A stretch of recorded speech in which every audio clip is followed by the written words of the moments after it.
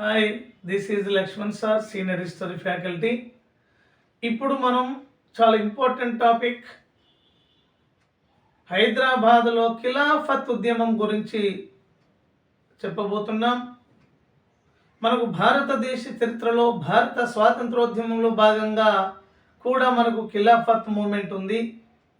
హైదరాబాద్ సంస్థానంలో కూడా మనకు చివరి నిజాం అయినటువంటి మీర్ ఉస్మాన్ అలీ ఖాన్ పాలన కాలంలో కూడా హైదరాబాద్లో ఖిలాఫత్ ఉద్యమం ప్రారంభమైంది. 1919లో మొట్టమొదటిసారిగా బొంబాయిలో అలీ సోదరులు, మహమ్మద్ అలీ, షౌకత్ అలీ అనే అలీ సోదరులు బ్రిటిష్ వారికి వ్యతిరేకంగా టర్కీకి మద్దతుగా, అంటే టర్కీ సుల్తాన్ యొక్క పదవి ఖలీఫాను పునరుద్ధరించాలని, టర్కీ సుల్తాన్ యొక్క పదవి ఖలీఫా పదవిని పునరుద్ధరించాలని 1919లో ముంబైలో అలీ సోదరులు అంటే మహమ్మద్ అలీ, షౌకత్ అలీ ఖిలాఫత్ ఉద్యమాన్ని ప్రారంభించారు. ఖిలాఫత్ అనగా అని కూడా ప్రీవియస్ పేపర్లో క్వశ్చన్ అడిగారు. ఖిలాఫత్ అంటే అర్థము వ్యతిరేకము. ఎవరికి వ్యతిరేకము? బ్రిటిష్ వారికి వ్యతిరేకంగా, టర్కీకి మద్దతుగా, టర్కీ యొక్క సుల్తాన్ ఖలీఫా పదవిని పునరుద్ధరించడానికి ఉద్దేశంలో భాగంగా ఖిలాఫత్ ఉద్యమము మొట్టమొదటిసారిగా ప్రారంభమైంది అలీ సోదరుల నేతృత్వంలో. కానీ దానికి అనుబంధంగా హైదరాబాదులో ఖిలాఫత్ ఉద్యమాన్ని ప్రారంభించింది. హైదరాబాదులో ఖిలాఫత్ ఉద్యమాన్ని ఇదే 1919లో ప్రారంభించింది ఎవరు అంటే మహమ్మద్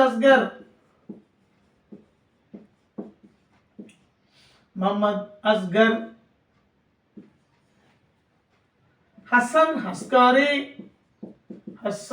అస్కారీ, హుమాయూన్ ముర్తుజా, మహమ్మద్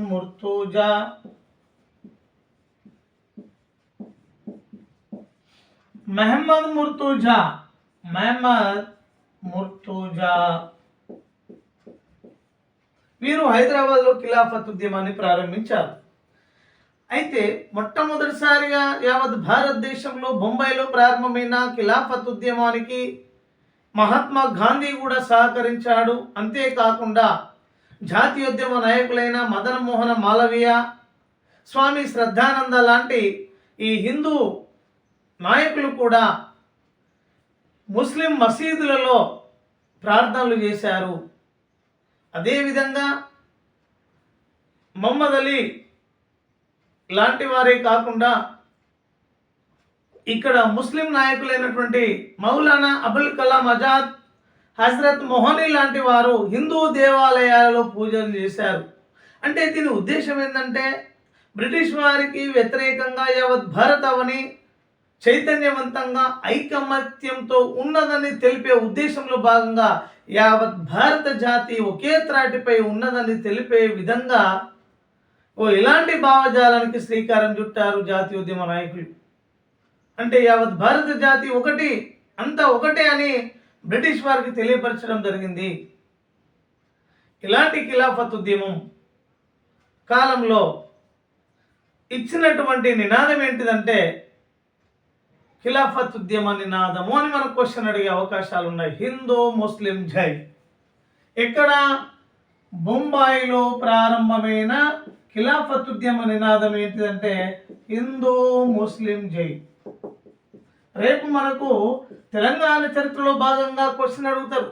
హైదరాబాద్ సంస్థానంలో లేదా హైదరాబాద్లో ప్రారంభమైన ఖిలాఫత్ ఉద్యమ నినాదం ఏంటి అంటే మహాత్మా గాంధీజీకి జై, షౌకత్ అలీకి జై. ముంబైలో ప్రారంభమైన ఖిలాఫత్ ఉద్యమ నినాదం అంటే హిందూ ముస్లిం జై. హైదరాబాద్లో ప్రారంభమైన ఖిలాఫత్ ఉద్యమ నినాదం అంటే మహాత్మా గాంధీజీకి జై, షౌకత్ అలీకి జై. ఇవి స్లోగన్స్.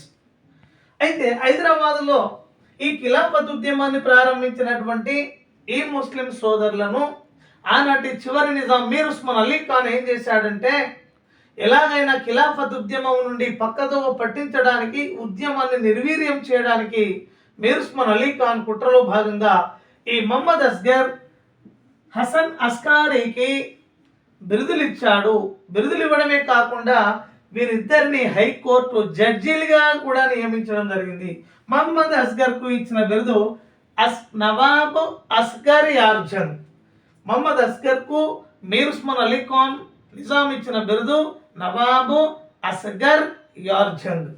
హసన్ అస్కారీకి ఇచ్చిన బిరుదు నవాబు అస్కారీ యార్జంగ్. ఇలాంటి బిరుదులతో పాటు హైకోర్టు జడ్జిలుగా నియమించాడు. అంటే ఈ విధంగా నిర్వీర్యం చేసినటువంటి వాడు మీర్ ఉస్మాన్ అలీ ఖాన్. అంటే ఉద్దేశం ఏంది?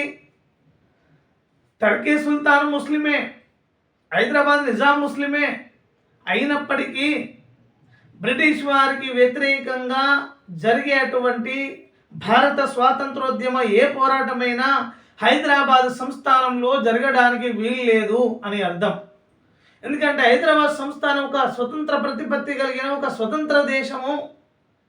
భారతదేశము బ్రిటిష్